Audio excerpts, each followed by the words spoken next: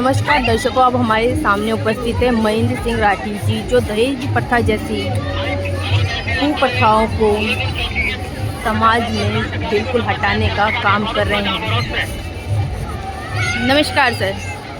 हाँ जी, मैं महेंद्र सिंह राठी, दहेज एक अभिशाप निवारण समिति, और हम लोग यहाँ काउंटर लगा रहे हैं। 2019 से हमारी संस्था यहाँ शुरू हुई और अब तक हमारा हम करीब 70 लोगों का शादी करा चुके हैं, रिश्ते करा चुके हैं, जो बिना दहेज के, बिना किसी खर्चे के, बिना ब्याज के, बिना कुछ प्रॉपर्टी बेचे हुए हैं। तो हमारा उद्देश्य है कि हर समाज के, अभी तो हम गुजर इसमें शुरू कर रहे हैं गुजरों से, मगर हर एक समाज के हर एक तबके से हम ये उम्मीद करते हैं कि उनकी शादियाँ बिना दहेज के हों और बिना अपव्यय के हों, बिना दिखावे के हों, बिना कर्जे के हों। हम इस उद्देश्य को 2019 से लेकर चल रहे हैं और अभी तक हम करीब 70 से 100 के बीच ऐसी शादियां करा चुके हैं। उनको हम सम्मानित करते हैं। जो लोग दहेज लेकर रिश्ते करते हैं उनको हम उनकी निंदा करते हैं, उनको हम प्रोत्साहित नहीं करते। सर, आज के टाइम में भी लोग बढ़ चढ़कर दहेज की मांग करते हैं, उनके खिलाफ आप क्या कहना चाहेंगे? ऐसे लोगों को हम समाज से कहते हैं बॉयकॉट करिए और उनको समझाने का प्रयास करते हैं कि आप गलत रास्ते हैं। जैसे समय परिवर्तन होता है तो आप हमें भी बदलना चाहिए, क्योंकि बच्चियों को बिल्कुल बच्चों के बराबर हम अवसर देते हैं। जब लड़कियों को भी पढ़ाने में उनसे ज़्यादा हम व्यय करते हैं, उसको पालने पोसने में भी उतना ही व्यय करते हैं। तो अब दहेज किस बात का, जो कि लड़कियां किसी भी तरह से लड़कों से कम नहीं है।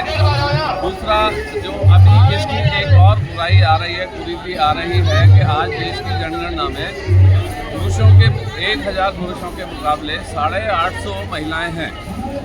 लड़कों के मुकाबले लड़कियां अब 150 लोग तो हमारे रहने ही रहने हैं। ऐसे में भी अगर अभी हम सचेत नहीं होंगे तो आगे लोगों को, और लड़कियां इतनी जागरूक हो रही हैं। सर, आज के टाइम में भी कई गांव ऐसे हैं जहां लड़कियों को पढ़ाया नहीं जाता, उनके लिए आप क्या कहना चाहेंगे? उनको पढ़ाने के लिए अलग एक संस्था है हमारी, यहाँ लाइब्रेरी खुलवाते हैं, हम उनको पढ़ाने के लिए प्रोत्साहित करते हैं। और यही मुख्य हमारा उद्देश्य है कि बच्चों को सक्षम कर दीजिए, चाहे उनको पढ़ा लिखा के करिए, चाहे उन्हें बच्चे के लड़के के बराबर उनको संपत्ति दे के करिए।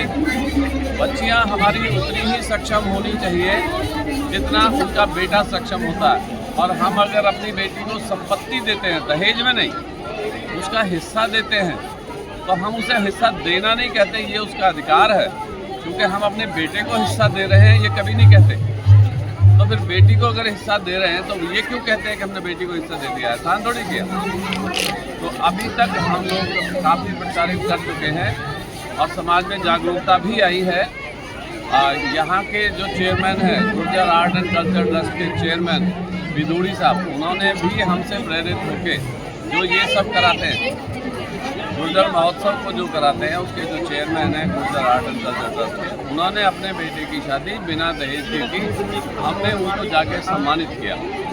ऐसे लोगों को हम सम्मानित करते हैं, उनको प्रोत्साहित करते हैं और संकल्पना हम समाज को एक मैसेज दे रहे हैं आप?